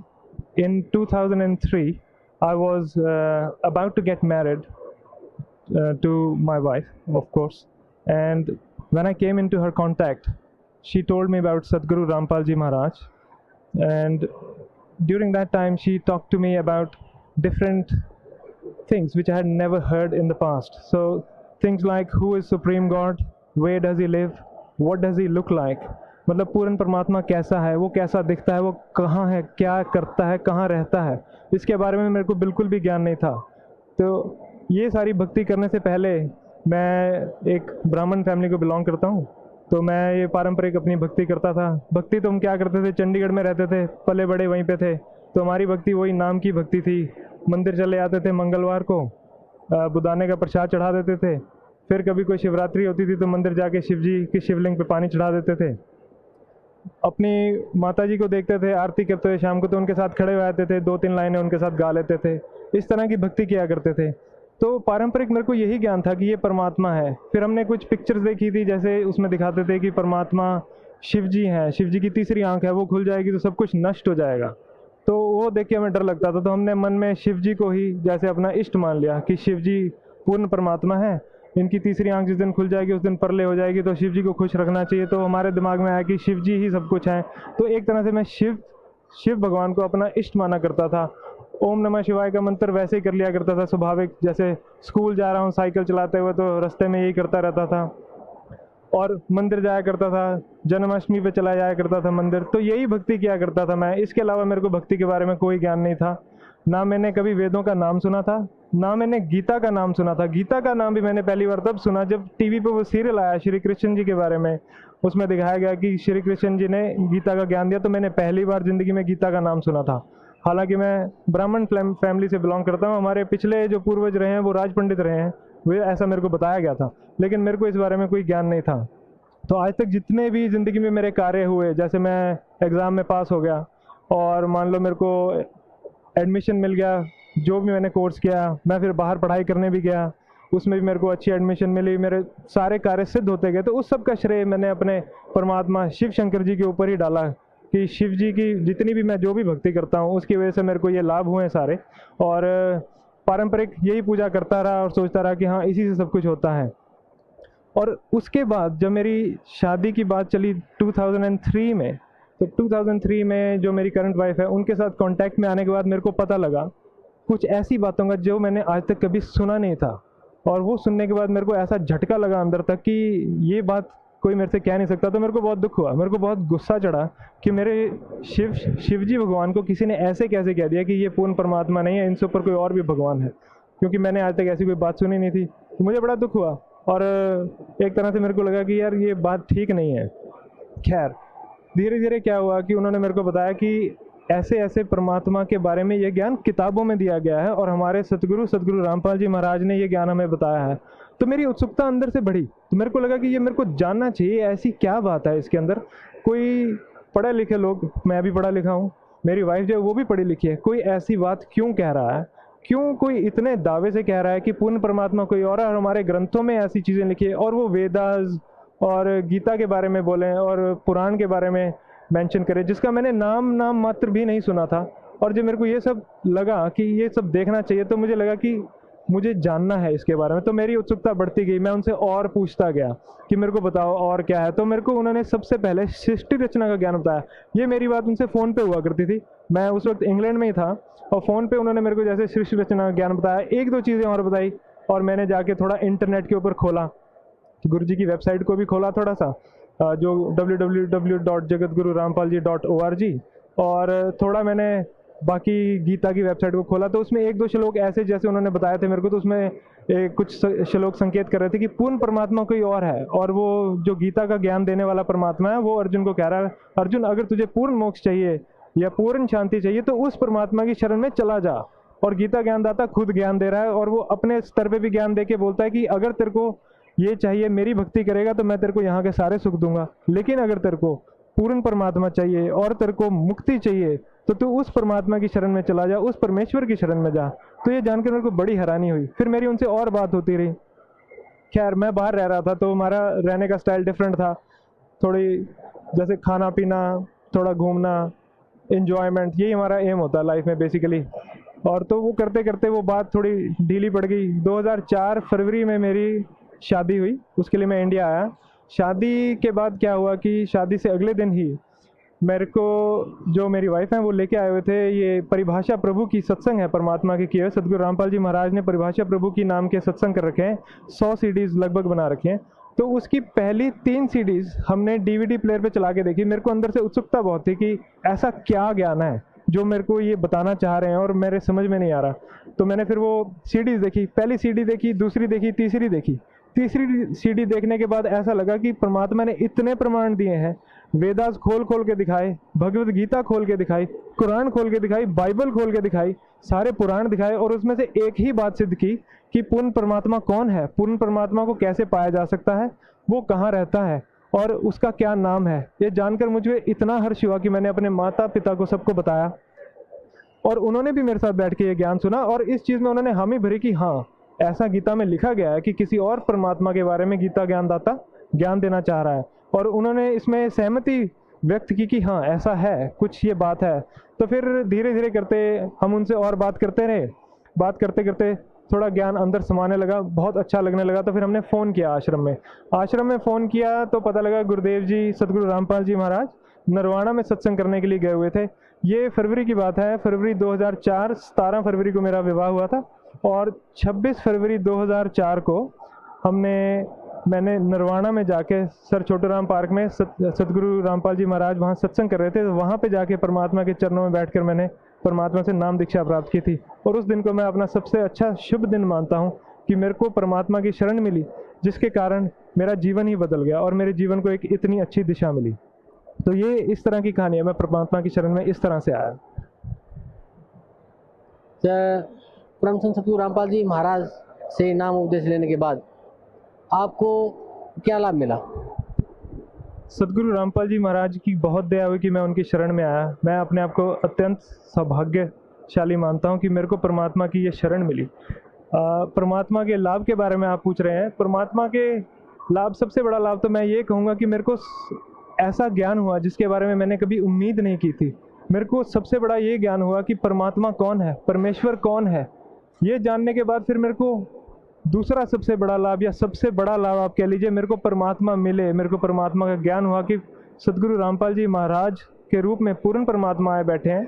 क्योंकि वेदों में कहा गया है, गीता में भी कहा गया है कि वो जो पूर्ण संत होता है, जो अपने बारे में पूर्ण ज्ञान देता है, पूर्ण सृष्टि का ज्ञान देता है, वो परमात्मा स्वयं ही होते हैं। तो मैं अपने आप को इतना सौभाग्यशाली मानता हूँ कि मेरे को परमात्मा का ज्ञान हुआ और परमात्मा मिले। इस रास्ते पे आने के बाद मेरे कह लीजिए कि ऐब नहीं लगे या ऐब छूट गए, ऐसा कोई खास ऐब नहीं था। लेकिन जिस सोसाइटी में मैं रहता था, वेस्टर्न कंट्रीज़ में मैं रह रहा था, उस हिसाब से मैं किसी भी दिशा में जा सकता था। वहाँ पे सोशल ड्रिंकिंग आम चीज़ है, अल्कोहल, विस्की ये पीना कोई बहुत बड़ी बात नहीं है। पार्टीज में लोग सोशलाइज करते हैं, it's very easy that you can get into this habit. But मेरे साथ ऐसा नहीं हुआ। परमात्मा के नियम है, जिनके नियमों का पालन करते हुए हमें इस मर्यादा में रहना होता है कि हम कोई भी किसी भी तरह का नशीला पदार्थ का सेवन ना करें, कोई मांस ना खाएं। ये नाम लेने से पहले मैं कभी कभार मांस खा भी लिया करता था, लेकिन जब से मेरे को पता लगा, जैसे मेरी वाइफ ने भी मेरे को बताया कि ये चीज़ें खानी अच्छी नहीं होती, जैसा अन्न वैसा मन, तो उस समय से मैंने ये खाना भी छोड़ दिया था। लेकिन परमात्मा के नियम होने के बाद, नियम पता लगने के बाद मेरे को ऐसा लगा कि मेरी जीवन की दिशा बिल्कुल बदल गई।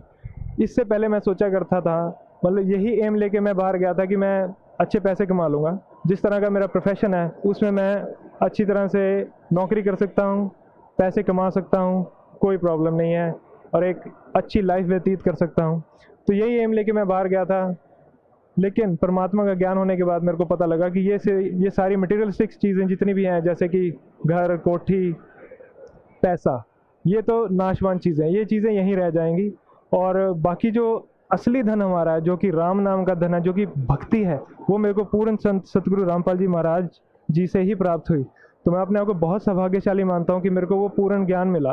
वेद में श्लोक आते हैं जो कि परमात्मा को डिफाइन करते हैं। कहते हैं, वेद में आता है उशिगसी कबीर अंगारी ऐसी। उशिगसी मतलब संपूर्ण शांतिदायक, संपूर्ण शांतिदायक कबीर अंगारी ऐसी मतलब पापों को नष्ट करने वाला कबीर परमात्मा है।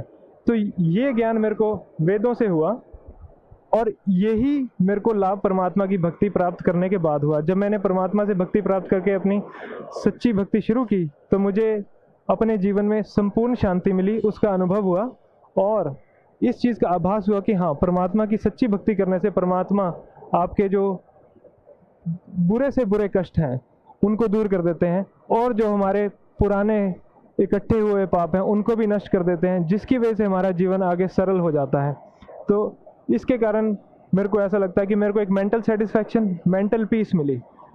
आप देखेंगे कि वेस्टर्न कंट्रीज़ में सबसे ज़्यादा प्रॉब्लम ये है आजकल कि लोगों के पास पैसा तो बहुत है, घर भी है, कोठी भी है, मकान भी है। एक चीज़ जो उनके पास नहीं है, जो वो पैसों से नहीं खरीद सकते, वो है मेंटल पीस। उस मेंटल पीस को ढूंढते ढूंढते वो लोग कभी छुट्टियाँ मनाने जाते हैं, कभी बीच पे जाके लेट जाते हैं। जैसे हमारे सतगुरु जी रामपाल जी महाराज ज्ञान देते हैं कि लोग अपने अच्छे अच्छे घरों को छोड़ के बीच के ऊपर लेटते हैं आनंद लेने के लिए कि हाँ, यहाँ हमें बहुत सुख मिल रहा है। वो शांति उनको आंशिक शांति तो मिलती है, लेकिन वो शांति कहीं नहीं है। वो शांति मेरे को ये पूर्ण परमात्मा की भक्ति शुरू करने के बाद ही मिली, और इससे बड़ा कोई भी लाभ किसी को नहीं हो सकता कि जिसकी जीवन में स्थिरता आए, एक स्टेबिलिटी आई मेरी लाइफ में। मेरे में वो वाली होड़ नहीं रही कि मैं और से और पैसे कमाता रहूं और बहुत बड़ा साहूकार बन जाऊं, ऐसा नहीं रहा। मेरे जीवन में एक स्टेबिलिटी आ गई, और दूसरी चीज़ जो मेरे जीवन में आई वो मेरे को एक मेंटल सेटिस्फैक्शन और एक मेंटल पीस मिली। इससे ऊपर कोई भी लाभ किसी तरह का आप ना पैसे से खरीद सकते हैं, ना प्राप्त कर सकते हैं। ये लाभ आप सिर्फ परमात्मा सतगुरु रामपाल जी महाराज जी की शरण में आकर सच्ची भक्ति करने से ही प्राप्त कर सकते हैं। तो इससे बड़ा लाभ मेरे ख्याल से मेरे जीवन में नहीं हो सकता।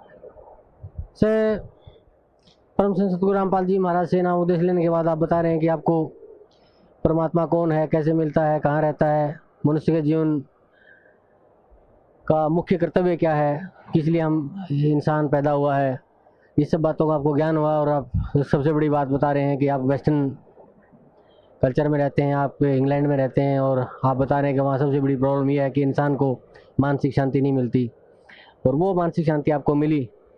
तो सर, भक्त समाज को क्या संदेश देना चाहते हैं आप?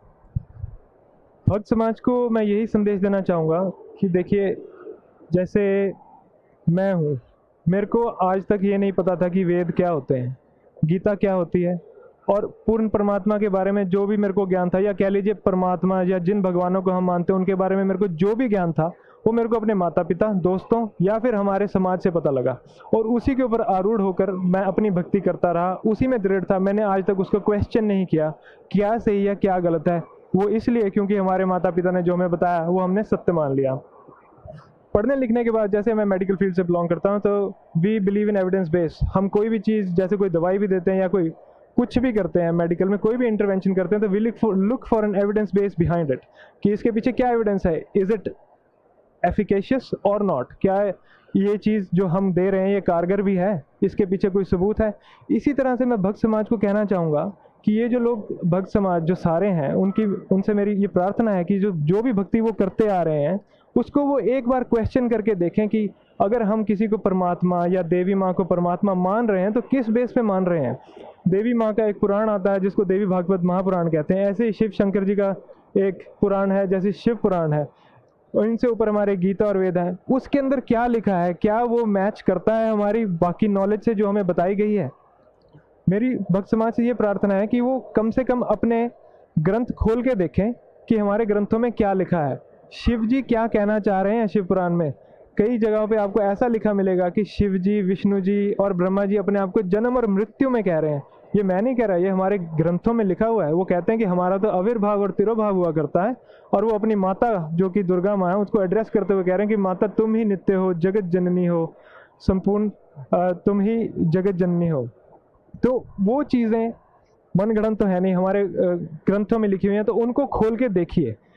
फिर अगर आप उनके ऊपर थोड़ा सा अनुसंधान करेंगे तो आपको पता लगेगा कि ये चीज़ों का मतलब क्या है, और इसका असली हल ढूंढने के लिए परमात्मा सतगुरु संत रामपाल जी महाराज जी के प्रवचन सुनिए। क्योंकि सतगुरु रामपाल जी महाराज ने क्या कर रखा है कि जो भी बात वो कहते हैं प्रमाण सहित कहते हैं। उन्होंने प्रोजेक्टर के ऊपर, टीवी पे एक एक चीज़ का प्रमाण दे रखा है। हमारे ग्रंथों में से एक एक लाइन खोल के दिखा रखी है कि शिव जी क्या कहना चाह रहे हैं, विष्णु जी क्या कहना चाह रहे हैं, ब्रह्मा जी क्या कहना चाह रहे हैं, और किस पूर्ण परमात्मा की तरफ वो संकेत करना चाह रहे हैं। माता भी, जो माता दुर्गा है, वो भी देवी पुराण में किसी और परमात्मा की तरफ संकेत करती है। तो ये सब कलेक्टिवली क्या बताना चाह रहे हैं। इसी तरह से परमात्मा ने हमें कुरान शरीफ और बाइबल में से ज्ञान दिया है, और ये प्रूव किया है कि परमात्मा एक है जिसका नाम कबीर देव है, या हमारी लोकल भाषा में कह लीजिए कबीर साहिब है या कबीर देव है। वो परमात्मा का ज्ञान इन सारे ग्रंथों में एक ही है। गीता में भी यही है, वेदास में भी यही है, बाइबल और कुरान में मिलाकर यही है।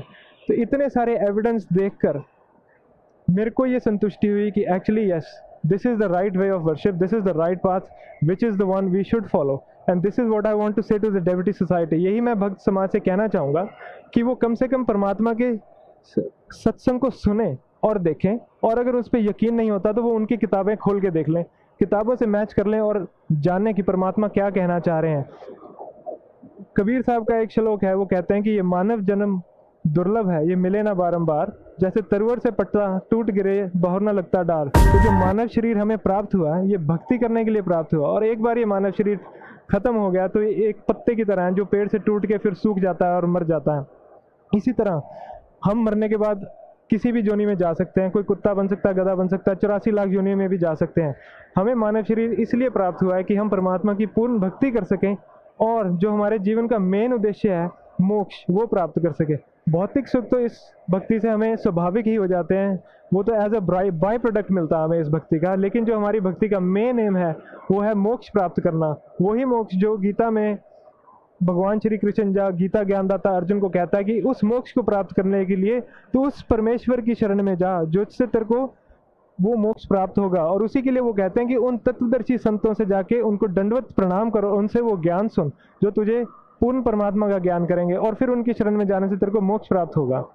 तो मेरी भक्त समाज से यही प्रार्थना है कि जीवन में हम जो भौतिक लाभ लेना चाहते हैं वो भी एक सच्ची भक्ति करने से ही प्राप्त होते हैं, और जो हमारा जीवन का मेन उद्देश्य है जो कि मोक्ष प्राप्त करना है, वो भी हमें एक सच्ची भक्ति करने से ही प्राप्त होगा।